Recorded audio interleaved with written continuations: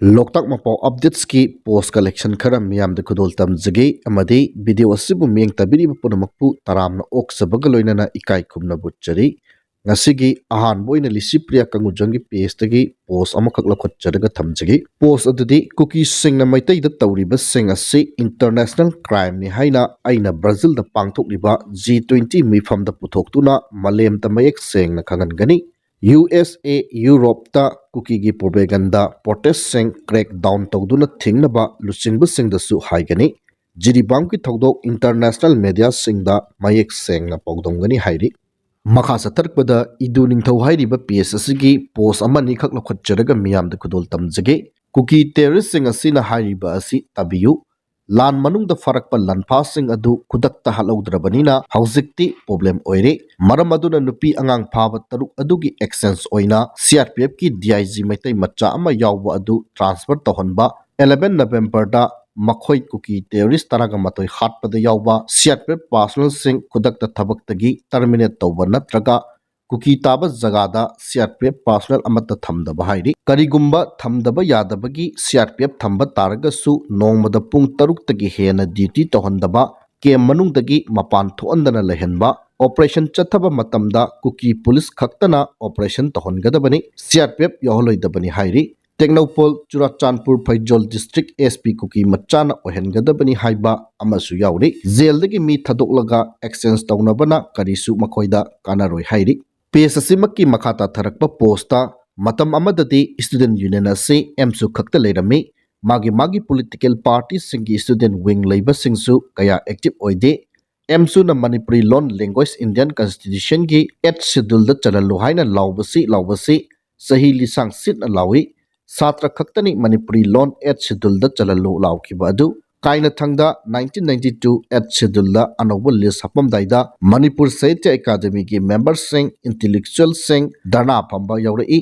satra sing su harawi asum tauna 1992 da Manipuri Loan at schedule da chanki hauzik kuki maitai lan asi maitai intellectual kaya udriba asi irang asi loishin bakhara watkini loishilam daida yawge khalamba yai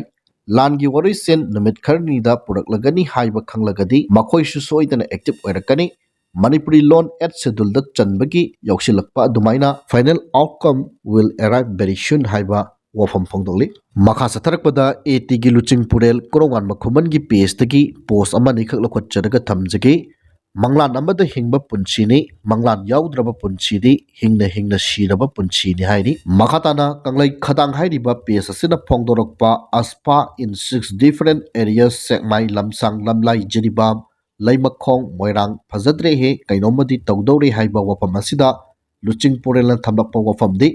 aspa laiba chingdagi natro kap tharaktana natro siri mayamsi haiba wafam phongdongli Makha satharakpada AT General Headquarter gi PRO oina thawbubiriba Rubin Mangang Khoirakpangi page tagi post amani khak lokhotcharaga miyam da kudol tamjage nahantagi wajare aduna biarni pijagi haidana aigi chaminaba team adu thabak khara chatluraga halakpada Sagar Restaurant Not BOC da laiba maitai pangal gi hotel asida changbani aikhoi tarukmakpu siki ama phawolo yadana seba tawbirakhi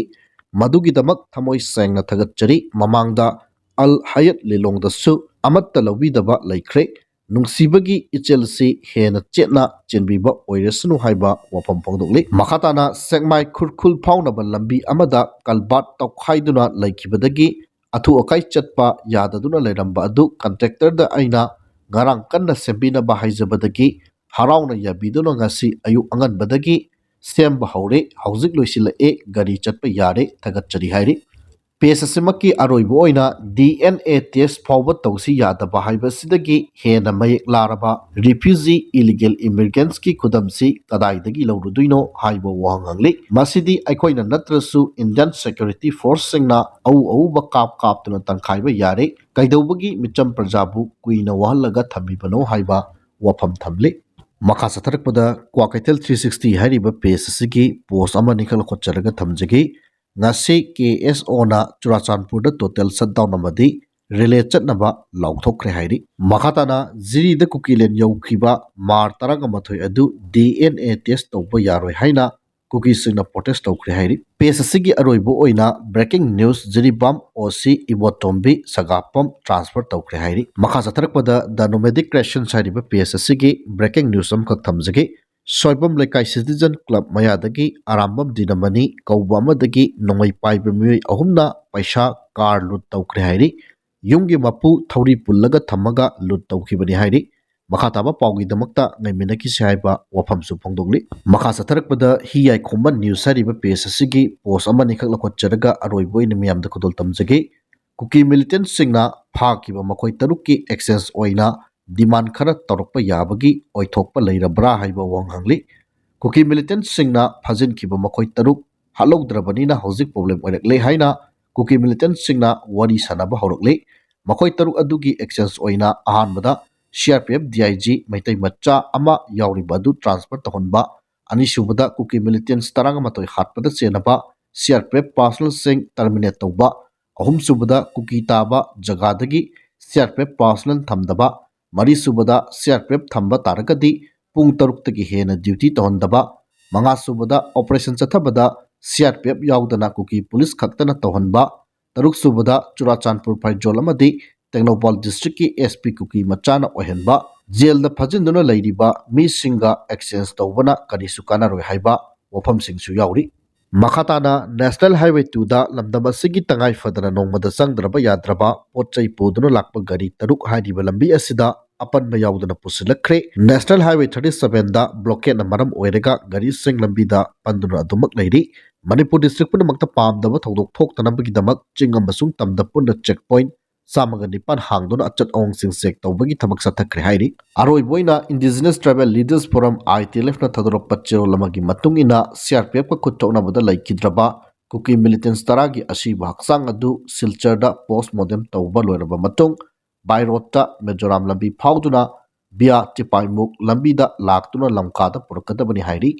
Asiba Kuki Militants Sing Adu Bairot Natana Atopa Transportation na Purakpa Yaroi Hairi. Asibasing adu yaroklaba matung makhoigi mathau mangam pangthokpagi program lepkani haina cherol sina makhatari haiba wafam thamjaraga ngasigidi matang saida lusinjare.